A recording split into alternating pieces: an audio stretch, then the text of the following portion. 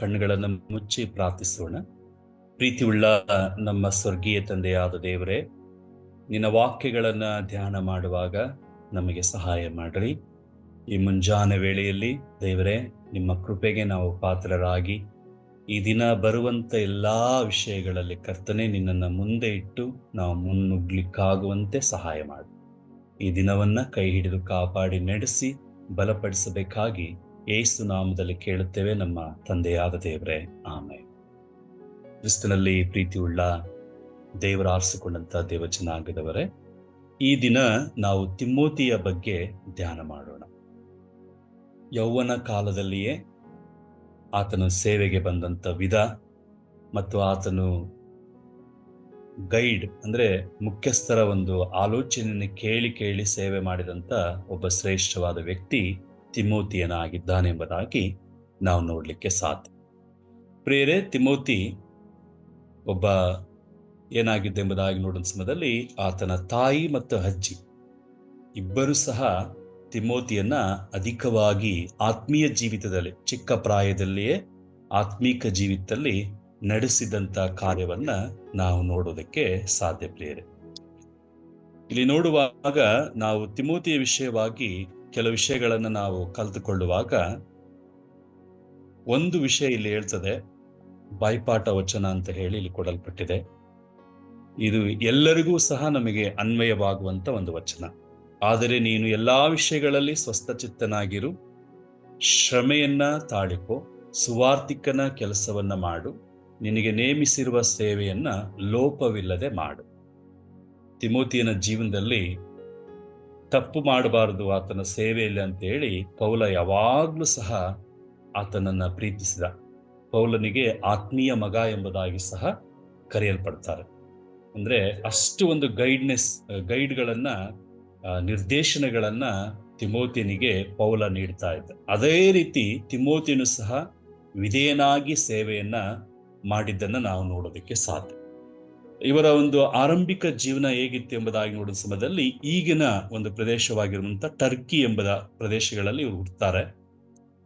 ಇವರ ತಾಯಿ ಇನೋಕೆ ಒಬ್ಬ ಯಹೂದಿ ಕ್ರೈಸ್ತ ಮತದವಳು, ಮತ್ತೆ ತಂದೆ ಗ್ರೀಕ್ ಅನ್ಯ ಜನಾಂಗದವರಾಗಿದ್ದರಿಂದ ಚಿಕ್ಕ ವಯಸ್ಸಿನಲ್ಲೇ ತಿಮೋತಿ ಇಬ್ರಿಯ ಭಾಷೆಗಳಲ್ಲಿ ಬಹಳ ಒಂದು ವಿದ್ಯಾಭ್ಯಾಸವನ್ನ ಮಾಡಿದ್ರು. ಅವನ ತಾಯಿ ಮತ್ತು ಅಜ್ಜಿ ಲೇವಿಸ್ ಮಾರ್ಗದರ್ಶನದಲ್ಲಿ ಇದ್ದನು ಮತ್ತು ಇಬ್ಬರು ಸಹ ಭಕ್ತಿಪೂರ್ವಕವಾಗಿ ನಂಬಿಕೆಗೆ ಹೆಸರುವಾಸಿಯಾದವರು. ನೋಡ್ರಿ, ತಿಮೋತಿಯ ತಾಯಿ ಮತ್ತು ಅಜ್ಜಿ ನಂಬಿಕೆಗೆ ಅಥವಾ ಭಕ್ತಿ ವೃದ್ಧಿಗೆ ಬಹಳ ಹೆಸರುವಾಸಿಯಾಗಿದ್ರು ಎಂಬುದಾಗಿ ಇಲ್ಲಿ ಹೇಳುವಂಥದ್ದನ್ನು ನಾವು ನೋಡೋದಕ್ಕೆ ಸಾಧ್ಯ. ಈ ಪೌಲನು ಎರಡನೇ ಪ್ರಯಾಣದಲ್ಲಿ ಈತನನ್ನ ಭೇಟಿ ಆಗ್ತಾನೆ. ಭೇಟಿಯಾಗಿದಾಗ ಕೆಲವು ದೇವರ ಮಹತ್ವಾದಂಥ ಕಾರ್ಯಗಳನ್ನ ಪೌಲನ ಮೂಲಕ ತಿಳಿದುಕೊಂಡಂತ ತಿಮೋತಿ ಒಂದು ಶ್ರೇಷ್ಠವಾದಂಥ ಮಾನಸಾಂತರ ಅಥವಾ ತಿರುವನ್ನ ಪಡೆದುಕೊಳ್ತಾನೆ. ತಿರುವನ್ನ ಪಡೆದುಕೊಂಡು ಮತ್ತು ಆತನ ಜೀವನದಲ್ಲಿ ಸುವಾರ್ಥ ಸೇವೆಗಾಗಿ ಕೆಲವು ಪ್ರಯಾಣಗಳಲ್ಲಿ, ಪೌಲನ ಪ್ರಯಾಣಗಳಲ್ಲಿಗೆ ಆತನು ಏನ್ ಮಾಡ್ತಾನೆ ಎಂಬುದಾಗಿ ನೋಡುವಾಗ ಹೋಗ್ತಾನೆ. ಹೋಗಿದ ಮೇಲೆ ಪೌಲ ಆತನಿಗೆ ಒಂದು ಸಭೆಯನ್ನು ಕೊಡ್ತಾರೆ. ಆ ಸಭೆ ಯಾವುದಂದ್ರೆ ಎಫೆಸ ಸಭೆ. ಆ ಸಭೆಯ ಜವಾಬ್ದಾರಿಯನ್ನ ಪೌಲನು ತಿಮೋತಿನಿಗೆ ಕೊಟ್ಟು ಪ್ರಯಾಣ ಬೆಳೆಸ್ತಾನೆ. ಪ್ರಯಾಣ ಬೆಳೆಸಿದಾಗ ಕೆಲವು ಪತ್ರಗಳ ಮೂಲಕ ಆತನನ್ನ ಸಂತೈಸಿ ಉಪಚರಿಸಿ ಆತನಿಗೆ ಕೆಲವು ವಿಷಯಗಳನ್ನ ತನ್ನ ಪತ್ರದ ಮೂಲಕ, ತಿಮೋತಿನಿಗೆ ಪತ್ರದ ಮೂಲಕ ತಿಳಿಯಪಡಿಸ್ತಾನೆ. ನೋಡಪ್ಪ, ನಿನ್ನ ಜೀವನದಲ್ಲಿ ನಿನ್ನ ಶ್ರೇಷ್ಠ ವ್ಯಕ್ತಿಯಾಗಿರು. ಬಹಳ ಮುಖ್ಯವಾಗಿ ನಿನ್ನ ಜೀವನದಲ್ಲಿ ಈ 3 ವಿಷಯಗಳನ್ನು ನೀನು ಯಾವಾಗಲೂ ಪ್ರಾಕ್ಟೀಸ್ ಮಾಡ್ಕೊಂಡಿರು. ಏನೆಂಬುದಾಗಿ ನೋಡೋ ಸಮಯದಲ್ಲಿ ನೀನು ಖಂಡಿಸು, ಗದರಿಸು, ಎಚ್ಚರಿಸು ಅನ್ನುವಂಥ ಶಬ್ದಗಳನ್ನ ಇಲ್ಲಿ ಹೇಳುವಂಥದ್ದನ್ನ ನಾವು ನೋಡೋದಕ್ಕೆ ಸಾಧ್ಯ. ಖಂಡಿಸು, ಗದರಿಸು ಮತ್ತು ಎಚ್ಚರಿಸು ಅಂತ ಹೇಳಿ ಪೌಲ ತನ್ನ ಜೀವನದಲ್ಲಿ ಒಳ್ಳೆ ಒಂದು ಜವಾಬ್ದಾರಿನ ನಿವಾರಿಸಿದ್ದೇನೆ ಅಂತ ಹೇಳಿ, ಅದಕ್ಕೇನೆ ಪೌಲ ಒಂದು ಮಾತು ಹೇಳ್ತಾರೆ, ನೋಡ್ರಿ, ನಾನು ಶ್ರೇಷ್ಠ ಹೋರಾಟವನ್ನು ಮಾಡಿದ್ದೇನೆ, ನನ್ನ ಓಟವನ್ನು ನಾನು ಮುಗಿಸಿದ್ದೇನೆ, ನಂಬಿಕೆಯನ್ನು ಉಳಿಸಿಕೊಂಡಿದ್ದೇನೆ ಅಂತ ಹೇಳಿ ತನ್ನ ಕುರಿತು ಒಂದು ದೇವರಿಗೆ ಸಮರ್ಪಣಾ ಜೀವಿತವನ್ನ ಮಾಡಿಕೊಳ್ತಾ ಇರೋದನ್ನು ನಾವು ನೋಡೋದಕ್ಕೆ ಸಾಧ್ಯ. ಅದು ಮಾತ್ರ ಅಲ್ಲದೆ ಆತನ ಒಂದು ರಕ್ತ ಸಾಕ್ಷಿ ಹೇಗಿತ್ತು ಎಂಬುದಾಗಿ ನಾವು ಧ್ಯಾನ ಮಾಡಿ ನೋಡುವಾಗ, ಕೊನೆಯದಾಗಿ ಆತನು ಕೆಲವು ವಿಗ್ರಹಾರಾಧನೆಗಳನ್ನ ಮಾಡಲಿಕ್ಕೆ ಹೋದವರನ್ನ ತಡೆ ಹಿಡಿತಾ ಇದ್ದಾನೆ, ಅಂದ್ರೆ ತಡಿತಾ ಇದ್ದಾನೆ. ತಡೆದು ಅಲ್ಲಿ ಏನಾಗ್ತದೆ ಎಂಬುದಾಗಿ ನಾವು ನೋಡುವಂತ ಸಮಯದಲ್ಲಿ ಆತನ ಜೀವನದಲ್ಲಿ ಅವುಗಳನ್ನು ತಡೆ ಹಿಡಿದಾಗ ಅಲ್ಲಿರುವಂತ ಜನರು ಆತನನ್ನ ಏನ್ ಮಾಡ್ತಾರೆ ಎಂಬುದಾಗಿ ನೋಡುವ ಸಮಯದಲ್ಲಿ ಕಲ್ಲೆಸೆದು ಕೊಲ್ತಾ ಇದ್ದಾರೆ, ಮತ್ತೆ ಬಡಿಗೆಯಿಂದ ಆತನನ್ನು ಹೊಡೆದ್ರು, ಸಾಯಿಸಿದ್ರು ಎಂಬುದಾಗಿ ಕೆಲವು ವಿಷಯಗಳು ಅಲ್ಲಿ ತಿಳಿಯಲ್ಪಡ್ತಾ ಇರುವುದನ್ನ ನಾವು ನೋಡೋದಕ್ಕೆ ಸಾಧ್ಯ. ಕ್ರಿಸ್ತನಲ್ಲಿ ಪ್ರೀತಿಯುಳ್ಳ ದೇವರ ಆರಿಸಿಕೊಂಡಂತ ದೇವ ಜನಾಂಗದವರೇ, ಈ ದಿನದಲ್ಲಿ ಬಹಳ ಪ್ರಾಮುಖ್ಯವಾದಂತ ಒಂದು ಸಂಗತಿ ಏನಂದ್ರೆ, ತಿಮೋತಿಯನ ಜೀವನದಲ್ಲಿ ಒಂದು ಶ್ರೇಷ್ಠವಾದಂತ ಸೇವೆಯನ್ನ ಮಾಡಿದಂತ ವ್ಯಕ್ತಿ. ಚಿಕ್ಕ ಪ್ರಾಯದಿಂದಲೇ ಆತನ ಜೀವನ ಒಂದು ಕ್ರೈಸ್ತತ್ವದಲ್ಲೇ ಬೆಳೆದು ಬಂತು. ಆತನ ಮುಂದಿನ ಜೀವನವೂ ಸಹ ಒಂದು ಸೇವೆಗೆ ಶ್ರೇಷ್ಠವಾದ ಸಮರ್ಪಣೆಯನ್ನ ಮಾಡಿಕೊಂಡು ಹೋಗುವಂತ ಜೀವಿತ ಒಂದು ಹಾಗೆ. ಪ್ರಿಯರು, ಇದರಿಂದ ಅದಕ್ಕೆ ಇಲ್ಲಿ ಒಂದು ವಾಕ್ಯ ಹೇಗೆ ಹೇಳ್ತದೆ, ತಿಮೋತಿನಿಗೆ ಪೌಲನು ಶ್ರೇಷ್ಠವಾದ ಮಾರ್ಗದರ್ಶನವನ್ನ ತನ್ನ ಪತ್ರಿಕೆಯ ಮೂಲಕ ತಿಮೋತಿನಿಗೆ ಬರಿತಾನೆ. ದೇವರ ಮುಂದೆ ಮತ್ತೆ ಜೀವಿಸರಿಗೂ ಸತ್ತವರಿಗೂ ನ್ಯಾಯ ತೀರಿಸುವುದಕ್ಕೆ ಬರುವ ಕ್ರಿಸ್ತ ಯೇಸುವಿನ ಮುಂದೆ ಆತನ ಪ್ರತ್ಯಕ್ಷತೆಯ ಮೇಲೆಯೂ ಆತನ ರಾಜ್ಯದ ಮೇಲೆಯೂ ಆಣಿ ಇಟ್ಟು ನಾನು ನಿನಗೆ ಖಂಡಿತವಾಗಿ ಹೇಳುವುದೇನೆಂದರೆ, ಅಂದ್ರೆ ದೇವರ ವಾಕ್ಯ ಇಲ್ಲಿ ಹೇಳೋದೇನೆಂದ್ರೆ, ಪೌಲ ಒಂದು ಬಹಳ ಸುಂದರವಾದಂತ ಮಾತನ್ನ ತಿಮೋತಿನಿಗೆ ಹೇಳ್ತಾನೆ. ದೇವರ ವಾಕ್ಯವನ್ನು ಸಾರು, ಅನಾನುಕೂಲವಾದ ಕಾಲದಲ್ಲಿಯೂ ಅನುಕೂಲವಿಲ್ಲದ ಕಾಲದಲ್ಲಿಯೂ ಅದರಲ್ಲಿ ಆಸಕ್ತನಾಗಿರು, ಪೂರ್ಣ ದೀರ್ಘ ಶಾಂತಿಯಿಂದ ಉಪದೇಶಿಸು, ಖಂಡಿಸು, ಎಚ್ಚರಿಸು, ಗದರಿಸು ಅಂತ ಹೇಳಿ ಇಲ್ಲಿ ಹೇಳ್ತದೆ. ನಿನಗೆ ಸಮಯವಿದ್ದಾಗ್ಲೂ ಸಮಯವಿಲ್ಲದಾಗ್ಲೂ, ಇವತ್ತು ನಮ್ಮ ಭಾರತ ದೇಶದಲ್ಲಿ ಅನಾನುಕೂಲತೆ ಬಹಳ ಇದೆ ಸೇವೆಗೆ. ಎಲ್ಲೇ ಹೋದ್ರೂ ಒಂದು ಕರಪತ್ರ ಕೊಡ್ಲಿಕ್ಕೆ ಆಗ್ತಾ ಇಲ್ಲ, ಒಂದು ಬೈಬಲ್ ನೀಡ್ಲಿಕ್ಕೆ ಆಗ್ತಾ ಇಲ್ಲ, ಅಥವಾ ಬೇರೆ ಬೇರೆ ವಿಧವಾದಂತಹ ಸುವಾರ್ತೆಯನ್ನು ಮಾಡುವುದಕ್ಕೆ ಆಗ್ತಾ ಇಲ್ಲ. ಆಗಿನ ದಿನಮಾನದಲ್ಲಿ ಫಿಲ್ಮ್ ಸ್ಟೋರಿ ಅಂದ್ರೆ ಯೇಸು ಕ್ರಿಸ್ತನ ಜೀವನ ಚರಿತ್ರೆಯನ್ನು ಹಳ್ಳಿಗಳಿಗೆ ಹೋಗಿ ಹಾಕುವಂತ ಅನುಕೂಲ ಒಂದು ಕಾಲದಲ್ಲಿ ಇತ್ತು. ಬಟ್ ಈಗ ಆ ಕಾಲ ಏನಾಗಿದೆ ಎಂಬುದಾಗಿ ನೋಡುವಾಗ ಅನಾನುಕೂಲವಾಗಿದೆ.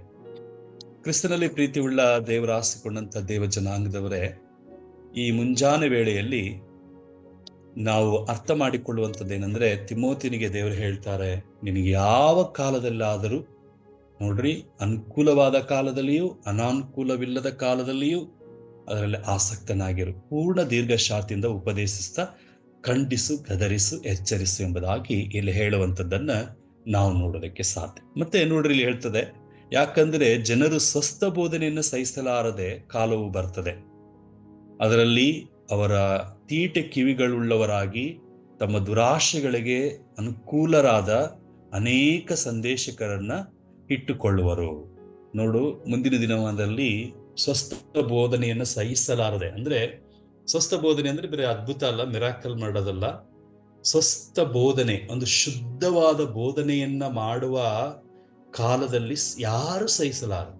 ಇವತ್ತು ಯಾರು ಜಿಗಿದಾಡ್ತಾರೋ, ಯಾರು ಅತಿ ಹೆಚ್ಚಾಗಿ ಕೈ ತಟ್ಟೋದು, ಒಂದು ರೀತಿಯಾದಂತ ಒಂದು ಉದ್ರೇಕಕ್ಕೆ ಒಳಗಾಗಿ ಆರಾಧನೆ ಮಾಡುವ ಸಭೆಗಳಿಗೆ ಏನಂದ್ರೆ ಇವತ್ತು ಬಹಳ ಜನ ಹೋಗ್ತಾರೆ.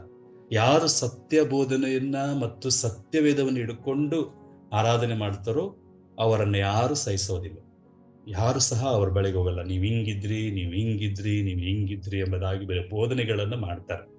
ಪ್ರಿಯರೇ, ನಾನು ಥ್ಯಾಂಕ್ಸ್ ಹೇಳ್ತೇನೆ ಕಲ್ವಾರಿ ಚಾಪಲ್ ಸಂಸ್ಥೆಗೆ. ಯಾಕಂದ್ರೆ ದೇವರ ವಾಕ್ಯವನ್ನು ಬಿಟ್ಟು ಆ ಕಡೆ ಈ ಕಡೆ ಯಾವುದು ನೀವು ಬೋಧಿಸಬಾರದು. ದೇವರ ವಾಕ್ಯವೇ ನಿಮಗೆ ಸ್ವಸ್ಥ ಬೋಧನೆಯನ್ನಾಗಿ ಮಾಡಿಕೊಳ್ಳ್ರಿ.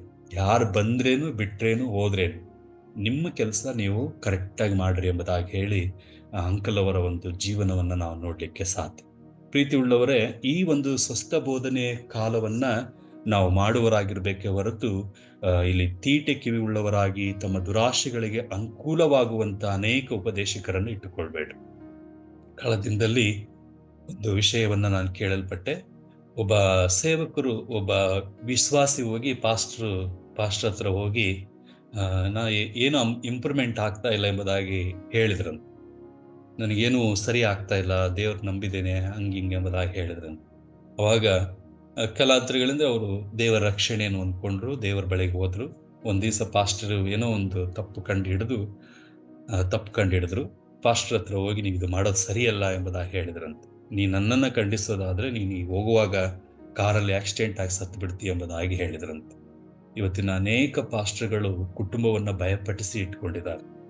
ಭಯವನ್ನು ಹುಟ್ಟಿಸುವ ಉತ್ಪತ್ತಿ ಕೇಂದ್ರಗಳಾಗ್ಬಿಟ್ಟಿದ್ದಾವೆ ಕೆಲವು ಸಭೆಗಳು. ಭಯವನ್ನು ಹುಟ್ಟಿಸೋದು, ನೀವು ಹಂಗಾಗ್ತೀರಾ, ನೀವು ಹಿಂಗಾಗ್ತೀರಾ, ನೀವು ಸತ್ತು ಹೋಗ್ಬಿಡ್ತೀರಾ, ನೀವು ಚರ್ಚಿಗೆ ಬರಲ್ಲ, ಹಾಗೆ ಹೀಗೆ ಎಂಬುದಾಗಿ ಬರೇ ಭಯದ ಬೋಧನೆಗಳೇ ಅತಿ ಹೆಚ್ಚಾಗಿ ಕಂಡು ಬರ್ತಾ ಇದೆ ಹೊರತು ಸ್ವಸ್ಥ ಬೋಧನೆಗಳು ಕಡಿಮೆ ಆಗಿದೆ.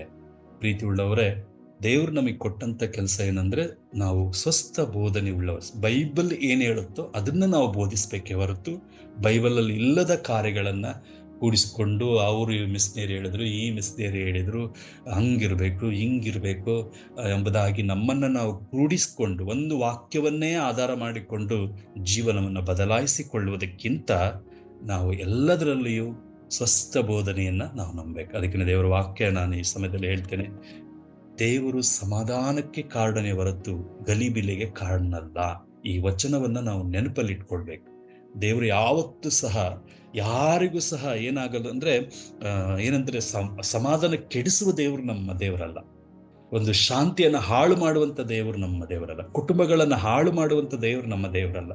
ಅಥವಾ ಶಾಪವನ್ನು ಕೊಡುವಂತ ದೇವರು ನಮ್ಮ ದೇವರಲ್ಲ. ಅಥವಾ ನೀ ಸತ್ತೋಗ್ತಿ ಎಂಬುದಾಗಿ ಹೇಳುವಂತ ದೇವರು ನಮ್ಮ ದೇವರಲ್ಲ. ನಮ್ಮ ದೇವರು ಯಾರು ಎಂಬುದಾಗಿ ನೋಡುವಂತ ಸಮಯದಲ್ಲಿ ಆತನು ಎಲ್ಲರನ್ನ ಸಮಾಧಾನವಾಗಿ ಪ್ರೀತಿಸ್ರಿ ಅನ್ನುವಂತ ಮಾತುಗಳನ್ನ ಹೇಳಿಕೊಡುವ ದೇವರು ನಮ್ಮ ದೇವರಾಗಿದ್ದ. ಅವರು ಸತ್ಯ ಬೋಧನೆಗೆ ಕಿವಿಗೊಡದೆ ಕಲ್ಪನಾ ಕಥೆಗಳನ್ನು ಕೇಳೋದಕ್ಕೆ ಹೋಗ್ತಾರೆ. ಕೆಲವರು ಕ್ರೋಢಿಸಿಕೊಂಡಂತ ಕಲ್ಪನಾ ಕಥೆಗಳು.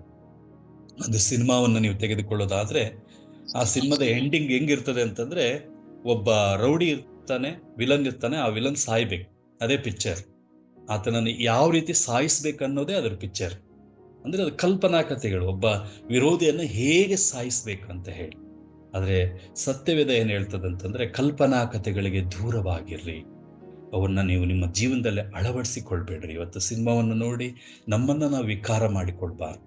ದೇವರು ನಮಗೆ ಕೊಟ್ಟಂತ ಈ ಸೌಂದರ್ಯವನ್ನ ದೇವರಿಗೆ ಅರ್ಪಿಸಿ ನಮ್ಮ ಜೀವಿತವನ್ನು ಬದಲಾಯಿಸಿಕೊಳ್ಬೇಕೇ ಹೊರತು ಅವ್ರು ಹಂಗ ಹಾಕಿದ್ದಾರೆ, ಅವ್ರು ಹಿಂಗ್ ಮಾಡಿದ್ದಾರೆ ಎಂಬುದಾಗಿ ಹೇಳಿ ಕೂದಲುಗಳನ್ನು ಬಿಡುವಂಥದ್ದು, ವಿಚಿತ್ರವಾಗಿ ಕಾಣುವಂಥದ್ದು, ನಮ್ಮನ್ನು ಫಂಡ್ ಔಟ್ ಮಾಡಬೇಕು, ಎಲ್ಲರೂ ನಮ್ಮನ್ನು ಫಂಡ್ ಔಟ್ ಮಾಡ್ಬೇಕಂತ ಹೇಳಿ ಕೆಲವು ಬದಲಾವಣೆಗಳನ್ನು ನಾವು ಮಾಡಿಕೊಳ್ಳೋದಕ್ಕಿಂತ ದೇವರು ನಮಗೆ ಏನನ್ನ ಕೊಟ್ಟಿದ್ದಾನೋ ಅದರಲ್ಲಿ ನಾವು ಪೂರ್ಣ ಚಿತ್ತರಾಗಿ ಸೇವೆ ಮಾಡುವಾಗ ದೇವರು ಖಂಡಿತ ನಮ್ಮನ್ನು ಆಶೀರ್ವದಿಸ್ತಾನೆ. ಮತ್ತೆ ನೋಡ್ರಿ, ಆದರೆ ನೀನು ಎಲ್ಲಾ ವಿಷಯಗಳಲ್ಲಿ ಸ್ವಸ್ಥ ಚಿತ್ತನಾಗಿರು, ಶ್ರಮೆಯನ್ನು ತಾಳಿಕೋ, ಸುವಾರ್ತಿಕನ ಕೆಲಸವನ್ನ ಮಾಡು, ನಿನಗೆ ನೇಮಿಸಿರುವ ಸೇವೆಯನ್ನ ಲೋಪವಿಲ್ಲದೆ ನಡೆಸು. ನಾವೀಗ ತಾನೇ ಓದಿದ್ದೇವೆ ಪ್ರಿಯರೇ, ಈ ಸೇವೆಯನ್ನ ಲೋಪವಿಲ್ಲದೆ ನಾವು ಮಾಡ್ಬೇಕು. ಅವಾಗ್ಲೇ ದೇವರು ನಮ್ಮನ್ನು ಖಂಡಿತವಾಗಿ ಆಶೀರ್ವಾದ ಮಾಡ್ತಾನೆ. ನೋಡ್ರಿ, ಯಾಕಂದ್ರೆ ನಾನಂತೂ ಈಗಲೇ ಪಾನದ್ರವ್ಯವಾಗಿ ಅರ್ಪಿತನಾಗುತ್ತಾ ಇದ್ದೇನೆ. ನಾನು ಹೊರಟು ಹೋಗಬೇಕಾದ ಸಮಯವು ಸಮೀಪಕ್ಕೆ ಬಂದಿದೆ. ಶ್ರೇಷ್ಠ ಹೋರಾಟವನ್ನು ಮಾಡಿದ್ದೇನೆ, ನನ್ನ ಓಟವನ್ನು ಕಡೆಗಣಿಸಿದ್ದೇನೆ, ಕ್ರಿಸ್ತ ನಂಬಿಕೆಯನ್ನು ಕಾಪಾಡಿಕೊಂಡಿದ್ದೇನೆ. ನೀತಿವಂತರಿಗೆ ದೊರಕುವ ಜಯಮಾಲೆ ಮುಂದೆ ನನಗೆ ಸಿದ್ಧವಾಗಿದೆ. ಅದನ್ನು ನೀತಿಯುಳ್ಳ ನ್ಯಾಯಾಧಿಪತಿಯಾಗಿರುವ ಕರ್ತನು ಆ ದಿನದಲ್ಲಿ ನನಗೆ ಕೊಡುವನು. ನನಗೆ ಮಾತ್ರವಲ್ಲದೆ ಮತ್ತು ಪ್ರತ್ಯಕ್ಷತೆಯನ್ನು ಪ್ರೀತಿಸುವರೆಲ್ಲರಿಗೂ ಆತನು ಕೊಡ್ತಾನೆ. ನನ್ನ ಮಳಿಗೆ ಬೇಗ ಬರುವುದಕ್ಕೆ ಪ್ರಯತ್ನ ಮಾಡು ಅಂತ ಹೇಳಿ ಇಲ್ಲಿ ಪೌಲ ತಿಮೋತಿಯನಿಗೆ ಒಂದು ಶ್ರೇಷ್ಠ ಮಾರ್ಗದರ್ಶನವನ್ನು ಕೊಡ್ತಾನೆ. ನೋಡ್ರಿ, ಎಷ್ಟೊಂದು ವಿಷಯವನ್ನ ತಿಮೋತಿಯನ ಜೀವನದಲ್ಲಿ ಒಂದು ಒಳ್ಳೆ ಬೋಧನೆಯನ್ನ ಆತನು ಕೊಡ್ತಾನೆ. ಇವತ್ತು ನಾವು ಒಬ್ಬ ಸೇವಕರಾಗಿ ಈ ಒಂದು ಬೋಧನೆಯ ಮಾತುಗಳು ನಮ್ಮ ಜೀವಿತದಲ್ಲಿ ಮತ್ತೊಬ್ಬರನ್ನ ಪ್ರೇರೇಪಿಸಿದ್ದಾವ, ಅಥವಾ ಇಂಥ ಬೋಧನೆಗಳನ್ನ ನಾವು ಮತ್ತೊಬ್ಬರಿಗೆ ಮಾಡಿದ್ದೇವ? ಅಥವಾ ವಿಶ್ವಾಸಿ ಆಗ್ಲಿ, ಪಾಸ್ಟರ್ ಆಗ್ಲಿ, ಅಥವಾ ಬೇರೆ ಯಾರೇ ಆಗ್ಲಿ, ನಾವು ಮತ್ತೊಬ್ಬರಿಗೆ ಈ ಒಂದು ಪೌಲನ ಒಂದು ಶ್ರೇಷ್ಠ ಮಾರ್ಗದರ್ಶನ ಮತ್ತೊಬ್ಬರಿಗೆ ನಾವು ಕೊಟ್ಟಿದ್ದೇವಾ? ಅನೇಕ ಇವತ್ತಿನ ಪರಿಸ್ಥಿತಿ ಏನಾಗ್ಬಿಟ್ಟಿದೆ ಅಂದ್ರೆ, ಬರೀ ಇನ್ಕಮ್, ಬಿಸ್ನೆಸ್, ಇವನಿಗೆ ನಾನು ಏನ್ ಹೇಳಿದ್ರೆ ನನಗೆ ಏನ್ ಸಿಗ್ತದೆ ಅನ್ನುವಂಥ ಯೋಚನೆನೇ ಇದೆ ಹೊರತು ಒಂದು ಪ್ರೀತಿಪೂರ್ವಕವಾದ ಯೋಚನೆಗಳು ನಮ್ಮಲ್ಲಿಲ್ಲ. ಪ್ರಿಯರೇ, ಸೈತಾನನು ನಮ್ಮನ್ನು ಆಳುವುದಕ್ಕೆ ಪ್ರಾರಂಭ ಮಾಡಿದ್ದಾನೆ ಹೊರತು ದೇವರು ನಮ್ಮನ್ನು ಆಳುವುದಕ್ಕೆ ಬಿಟ್ಟಿದ್ದಾರೆ. ಯಾಕಂದ್ರೆ ನಾವು ಕೆಟ್ಟದ್ದಕ್ಕೆ ಹೋಗೋಡೋದೇ ಜಾಸ್ತಿ ಹೊರತು ಒಳ್ಳೆದಕ್ಕೆ ಹೋಗೋಡೋದಿಲ್ಲ. ಸೈತಾನ್ ನಮ್ಮ ಮನಸ್ಸಿನಲ್ಲಿ ಬಂದು ಕೆಟ್ಟ ಕೆಟ್ಟ ಯೋಜನೆಗಳನ್ನು ಮತ್ತೊಬ್ಬರ ಕುರಿತು ನಮಗೆ ಹೇಳುವಾಗ ಅದಕ್ಕೆ ನಾವು ಒಬೆ ಆಗ್ತೇವೆ, ಅದನ್ನು ಪ್ರಚುರಪಡಿಸ್ತೇವೆ, ಮತ್ತೊಬ್ಬರಿಗೆ ಹೋಗಿ ಹೇಳ್ತೇವೆ, ಅವರನ್ನು ಹಾಳು ಮಾಡುವುದಕ್ಕೆ ಏನ್ ಬೇಕಾದ್ರೂ ನಾವು ಮಾಡಿಬಿಡ್ತೇವೆ. ಆದರೆ ತಿಮೋತಿನಿಗೆ ಪೌಲನ ಒಂದು ಶ್ರೇಷ್ಠ ಮಾತುಗಳು ಹೇಗಿದ್ವು ಅಂದ್ರೆ, ಅವು ಒಂದು ಉಜ್ಜೀವನವನ್ನು, ಅವನ ಬದುಕನ್ನೇ ಬದಲಾಯಿಸುವಂತ ಸಂದೇಶಗಳ ಆತನಿಗಾಗಿತ್ತು. ತಿಮೋತಿನಿಗೆ ಆತನೊಬ್ಬ ಶ್ರೇಷ್ಠ ಬಿಷೋಪನಾಗಿ ಒಂದು ದೇವರಿಗೆ ಅವಿರೋಧವಾದ ಕಾರ್ಯಗಳು ನಡೆಯುವಾಗ ಆ ಸ್ಥಳದಲ್ಲಿ ನಿಂತುಕೊಂಡು ಎದುರಿಸುವ ಶಕ್ತಿ ತಿಮೋತಿನಿಗೆ ಹೇಗೆ ಬಂತಂದ್ರೆ, ಪೌಲನ ಕೊಟ್ಟಂತ ದೇವರ ವಾಕ್ಯದ ಸಂದೇಶಗಳ ಮೂಲಕ. ನಿನಗೆ ಏನು ಕಷ್ಟ ಬಂದ್ರು, ಅನುಕೂಲ ಇರಲಿ ಅನುಕೂಲ ಇಲ್ಲದೆ ಇರಲಿ, ಕಷ್ಟ ಇರಲಿ ಕಷ್ಟ ಇಲ್ಲದೆ ಇರಲಿ, ಎಲ್ಲ ಸಮಯದಲ್ಲಿ ನೀನು ಖಂಡಿಸು, ಗದರಿಸು, ಎಚ್ಚರಿಸು. ಅದಕ್ಕೋಸ್ಕರ ತಿಮೋತಿ ಆ ಒಂದು 3 ವಿಷಯಗಳನ್ನ ಗಟ್ಟಿಯಾಗಿ ಹಿಡ್ಕೊಂಡಿದ್ರಿಂದ ಆತನು ಕಲ್ಲೆಸೆದು ಕೊಲ್ಲುವಂತೆ ಮತ್ತು ಬಡಿಗೆಯಿಂದ ಒಡಿಸಿಕೊಂಡು ಸಾಯುವಂತ ಪರಿಸ್ಥಿತಿ ಬಿಷೋಪ್ ಆದಂತ ತಿಮೋತಿನಿಗೆ ಬಂತು. ಎಫೆಸ ಸಭೆಗೆ ಪ್ರಪ್ರಥಮ ಬಿಷೋಪ್ ಯಾರಂತಂದ್ರೆ ತಿಮೋತಿ. ಪ್ರಿಯರೇ, ನಮ್ಮ ಜೀವಿತದಲ್ಲಿ ಸಹ ನಾವು ಮತ್ತೊಬ್ಬರಿಗೆ ಸ್ವಸ್ಥ ಬೋಧನೆಯನ್ನ ನಾವು ಕೊಡಬೇಕೇ ಹೊರತು ಹಾಳಾಗುವಂತ ಬೋಧನೆಗಳನ್ನ ನಾವು ಮಾಡಬಾರದು. ಅಥವಾ ಆ ಬೋಧನೆ ಮಾಡುವಾಗ ನನಗೆ ಏನಾದ್ರೂ ಲಾಭದಾಯಕ ಇದೆ ಎಂಬುದಾಗಿ ನೆನೆಸಿ ನಾವು ಮಾಡಬಾರದು. ದೇವರು ನನಗೆ ಲಾಭವನ್ನು ಕೊಡ್ತಾನೆ, ನನ್ನ ಕಾರ್ಯ ಏನು ಅನ್ನೋದನ್ನ ನಾವು ಸರಿಯಾಗಿ ಬೋಧಿಸುವಾಗ ಖಂಡಿತವಾಗಿ ದೇವರು ನಮ್ಮನ್ನು ಆಶೀರ್ವದಿಸ್ತಾರೆ. ಇವತ್ತಿನ ದಿನಮಾನದಲ್ಲಿ ಯೌವನಸ್ಥ ಮಕ್ಕಳಿಗೆ ಬೇಕಾಗುವ ಅವಶ್ಯಕತೆ ಏನಂದ್ರೆ, 1 ತಿಮೋತಿಯನಿಗೆ 4ನೇ ಅಧ್ಯಾಯ 12ನೇ ವಚನ. ಈ ವಚನವನ್ನ ದಯವಿಟ್ಟು ನಿಮ್ಮ ಜೀವನದಲ್ಲಿ ಅಳವಡಿಸಿಕೊಳ್ಳ್ರಿ. ಇವತ್ತು ನಾನು ಸಹ ಒಂದು ಕಲ್ವಾರಿ ಚಾಪಲ್ ಸಂಸ್ಥೆಗೆ ಸೇರುವುದಕ್ಕೆ ಈ ವಚನನೇ ನನ್ನ ಜೊತೆ ಮಾತಾಡಿ. 2001ರಲ್ಲಿ ಗಂಗಾವತಿಯಲ್ಲಿ ಒಂದು ಕಲ್ವಾರಿ ಚಾಪಲ್ ಮೀಟಿಂಗ್, ಯವನಸ್ಥರ ಶಿಬಿರ ಅಂತ ಏರ್ಪಡಿಸಿತ್ತು. ನಾವು ಹಾಸ್ಟೆಲ್ ಇಂದ ಅಲ್ಲಿ ಹೋಗಿದ್ವಿ. ಆ ಒಂದು ಇದರಲ್ಲಿ ಇದೇ ಮುಖ್ಯವಾದಂತ ವಚನ. ಈ ವಚನವೇ ನನ್ನ ಜೀವನದಲ್ಲಿ ಸೇವೆಗಾಗಿ ಬರುವುದಕ್ಕೆ ಒಂದು ಅನುಕೂಲವಾಗಿ ಮಾಡಿಕೊಡ್ತು. ಏನೆಂಬುದಾಗಿ ನೋಡುವಾಗ, ಯವನಸ್ಥನೆಂದು ನಿನ್ನನ್ನು ಅಸಡ್ಡೆ ಮಾಡುವುದಕ್ಕೆ ಯಾರಿಗೂ ಅವಕಾಶ ಕೊಡದೆ, ನಂಬುವವರಿಗೆ ನಡೆ ನುಡಿ ಪ್ರೀತಿ ನಂಬಿಕೆ ಶುದ್ಧತ್ವ ಇವುಗಳ ವಿಷಯದಲ್ಲಿ ನೀನೇ ಮಾದರಿಯಾಗಿರು ಅನ್ನುವಂತ ಈ ವಚನ ಬಿ ಆನ್ ಎಕ್ಸಾಂಪಲ್ ಎಂಬುದಾಗಿ ಹೇಳಿ ತುಂಬಾ ಸುಂದರವಾದಂತ ಒಂದು ವಚನ. ಪ್ರಿಯರೇ, ಯವನಸ್ಥ ಪ್ರಾಯದಲ್ಲಿ ಈ 5 ವಿಷಯಗಳನ್ನ ನಾವು ಬಿಡಬಾರ್ದು. ಇವನ್ನೇ ಹೇಗೆ ನಮ್ಮ ಜೀವಿತದಲ್ಲಿ ಅಳವಡಿಸಿಕೊಳ್ತೇವೋ ಅಷ್ಟು ನಮಗೆ ಆಶೀರ್ವಾದ ಉಂಟಾಗ್ತದೆ. ನಮ್ಮ ನಡೆಯಲ್ಲಿ, ನಮ್ಮ ನುಡಿಯಲ್ಲಿ, ಪ್ರೀತಿಯಲ್ಲಿ, ನಂಬಿಕೆಯಲ್ಲಿ, ಶುದ್ಧತ್ವ ಇವುಗಳ ವಿಷಯದಲ್ಲಿ ನಾವು ಮಾದರಿಯಾಗಿರ್ಬೇಕು. B an example. ನಮ್ಮ ನಡತೆಯಿಂದ ಮತ್ತೊಬ್ಬರಿಗೆ ನೋವನ್ನು ಉಂಟು ಮಾಡೋದಾಗ್ಲಿ, ನಮ್ಮ ನುಡಿಗಳಿಂದ ಮತ್ತೊಬ್ಬರಿಗೆ ಚುಚ್ಚುವ ಮಾತುಗಳನ್ನಾಡುವುದಾಗ್ಲಿ, ನಮ್ಮ ಪ್ರೀತಿ ನಿಷ್ಕಪಟವಾದಂಥ ಪ್ರೀತಿ ಇರಬೇಕೇ ಹೊರತು, ನಂಬಿಕೆ ಅಪಾರವಾದ ನಂಬಿಕೆ ಇರಬೇಕೇ ಹೊರತು, ಮತ್ತು ಒಂದು ಶುದ್ಧ ವಿಷಯದಲ್ಲಿ ನಮ್ಮನ್ನು ನಾವು ಬಡಿಸಿ ಜಜ್ಜಿ ಈ ಹಳೆ ಕಾಲದಲ್ಲಿ ಈ ಇದರಲ್ಲಿ ಕುಟ್ತಾ ಇದ್ರು. ಏನಂದ್ರೆ, ಒಣಿಕೆಯಿಂದ ಕೆಲವು ಭತ್ತಗಳನ್ನ, ಕೆಲವು ಗೋಧಿಗಳನ್ನ, ಅವುಗಳನ್ನ ಕುಟ್ಟಿ ಅದರ ಮೇಲಿರುವಂತ ಸಿಪ್ಪೆ ಹೋಗುವವರೆಗೂ ಕುಟ್ತಾ ಇದ್ರು. ಅದೇ ರೀತಿ ಶುದ್ಧತ್ವಗಳ ವಿಷಯದಲ್ಲಿ ನಮ್ಮನ್ನು ನಾವು ಜಜ್ಜಿಕೊಳ್ಬೇಕು, ನಮ್ಮನ್ನು ನಾವು ಕಂಟ್ರೋಲ್ ಮಾಡ್ಕೊಳ್ಬೇಕು, ನಮ್ಮನ್ನು ನಾವು ಸರಿಪಡಿಸಿಕೊಳ್ಬೇಕು. ನಮ್ಮನ್ನು ನಾವು ಪ್ರತಿ ದಿವಸ ನಮ್ಮ ಜೀವನದಲ್ಲಿ ಬರುವಂತ ಯಾವುದೇ ವಿಷಯಗಳಲ್ಲಿ ನಾವು ಶುದ್ಧತೆಯನ್ನು ಫೈಂಡ್ ಔಟ್ ಮಾಡ್ಬೇಕು. ಅಂದ್ರೆ ಶುದ್ಧತೆಯನ್ನು ಸರ್ಚ್ ಮಾಡ್ಬೇಕು. ಗೂಗಲಲ್ಲಿ ಹೇಗೆ ಒಂದು ವಿಷಯವಾಗಿ ನಾವು ಸರ್ಚ್ ಮಾಡಿ ಅದ್ರ ಒಳಗಡೆ ಹೋಗಿ ಏನೇನೋ ಮಾಡ್ತೀವಲ್ಲ, ಅದೇ ರೀತಿ ಶುದ್ಧತ್ವ ವಿಷಯಗಳಲ್ಲಿ ಪ್ರತಿ ದಿವಸ ನಾವು ಫೈಂಡ್ ಔಟ್ ಮಾಡ್ಬೇಕು. ದೇವ್ರೆ, ಇದರಿಂದ ನನಗೆ ಏನು ಒಳ್ಳೇದು, ಇದರಿಂದ ನನಗೆ ಶುದ್ಧತೆ ಎಲ್ಲಿದೆ ಅನ್ನುವಂಥ ಒಂದು ಭಾವನೆಯನ್ನು ಇಟ್ಟುಕೊಂಡು ನಾವು ಹುಡುಕುವಾಗ ಖಂಡಿತವಾಗಿ ದೇವರು ನಮ್ಮ ಜೀವಿತದಲ್ಲಿ ಅನೇಕ ಆಶೀರ್ವಾದಗಳನ್ನ ಉಂಟು ಮಾಡಲಿಕ್ಕೆ ಶಕ್ತನಾಗಿದ್ದಾನೆ. ಪ್ರಿಯರು, ಆದ್ರಿಂದ ಈ ತಿಮೋತಿಯನ ವಿಷಯ ಬಹಳ ಸುಂದರವಾದಂಥ ವಚನ. ನಿನ್ನ ಪ್ರಸಂಗ ನನಗೆ ತುಂಬ ಬಹಳ ನನ್ನ ಜೀವನದಲ್ಲಿ ಮಾತಾಡ್ತು. ಏನಂತಂದ್ರೆ, ಅವರ ಜೀವನದಲ್ಲಿ ಒಬ್ಬ ರಾಜ, ನೀ ಸೇವೆ ಮಾಡಿದ್, ನೀನು ಹೆಲ್ಪ್ ಮಾಡಿದ್ದಿ ಅದನ್ನು ತೋರ್ಸು ಅಂತ ಹೇಳಿದಾಗ ಅವರ ಸಭೆಯಲ್ಲಿರುವಂತೆ ಎಲ್ಲಾ ಬಡವರನ್ನ ಕರ್ಕೊಂಡು ಹೋಗಿ ಅವ್ರ ಹತ್ರ ಬಿಟ್ರಂತೆ. ಇವತ್ತು ನಮ್ಮ ಜೀವನದಲ್ಲಿ ನಾವು ಎಲ್ಲಿವರೆಗೂ ಇದ್ದೇವೆ, ನಮಗೆ ಬೇರೆ ಲಾಭದಾಯಕವಾದಂಥ ಯೋಜನೆಗಳನ್ನೇ ಮಾಡ್ತೇವೆ ಹೊರತು ಬಡವರನ್ನ, ದಿಕ್ಕಿಲ್ಲದವರನ್ನ, ಅನಾಥರನ್ನ, ನಿರ್ಗತಿಕರನ್ನ, ಸೆಂಟ್ ಲಾರೆನ್ಸ್ ಅವರ ಜೀವನದಲ್ಲಿ ಒಂದು ಶ್ರೇಷ್ಠವಾದ ಕೆಲಸ. ನೀ ಏನು, ನಿನ್ನ ಚರ್ಚಿನ ಆದಾಯ ಏನು ಅಂತ ಕೇಳಿದಾಗ ಅಲ್ಲಿರುವಂತ ಕಡು ಬಡವರನ್ನ ತೋರಿಸಿ ಇದೇ ನನ್ನ ಆದಾಯ ಎಂಬುದಾಗಿ ಹೇಳಿದ್ರಂತೆ. ಇವತ್ತು ನಾವು ನಿಮ್ಮ ಬ್ಯಾಂಕ್ ಬ್ಯಾಲೆನ್ಸ್ ಎಷ್ಟು ಅಂತ ಹೇಳಿದ್ರೆ ಖುಷಿಯಿಂದ ಇಷ್ಟು, ಅಷ್ಟು, ಅಷ್ಟು ಎಂಬುದಾಗಿ ಹೇಳ್ತೇವೆ. ಅಂದ್ರೆ ಆ ಸಭೆಯ ಆದಾಯ ಏನಂತಂದ್ರೆ ಬಡವರನ್ನ, ನಿರ್ಗತಿಕರು ನನ್ನ ಆಲಯದ ಏನಂತಂದ್ರೆ ನನ್ನ ಆಲಯದಲ್ಲಿ ಅವರೇ ನನಗೆ ಇನ್ಕಮ್ ಎಂಬುದಾಗಿ ಸೆಂಟ್ ಲಾರೆನ್ಸ್ ಅವರು ಹೇಳಿದ್ದನ್ನು ನಾವು ನೋಡೋದಕ್ಕೆ ಸಾಧ್ಯ. ಇಲ್ಲಿ ತಿಮೋತಿ ಬಹಳ ಸುಂದರವಾಗಿ ಹೇಳ್ತಾನೆ ಏನಂತಂದ್ರೆ, ನಿಮ್ಮ ಜೀವಿತದಲ್ಲಿ ನಾವು ನಡೆ, ನುಡಿ, ನಂಬಿಕೆ, ಶುದ್ಧತೆ. ಪೌಲ ಹೇಗೆ ತಿಮೋತಿನಿಗೆ ಹೇಳಿದನು, ಇವತ್ತು ನಮಗೂ ಸಹ ದೇವರ ವಾಕ್ಯ ನಮಗೆ ಹೇಳ್ತಾ ಇದೆ ಏನಂದ್ರೆ, ನೀವು ಈ ವಿಷಯಗಳನ್ನ ಪ್ರತಿ ದಿವಸ ಮೆಲ್ಕು ಹಾಕೋಣ, ನಡೆಯೋಣ, ನುಡಿಯೋಣ, ಪ್ರೀತಿಯಿಂದ ಇರೋಣ, ನಂಬಿಕೆಯಿಂದ ಇರೋಣ, ಶುದ್ಧತ್ವವಾಗಿರೋಣ, ಪರಿಶುದ್ಧತೆಯನ್ನು ಬಿಟ್ಟುಕೊಡೋದು ಬೇಡ.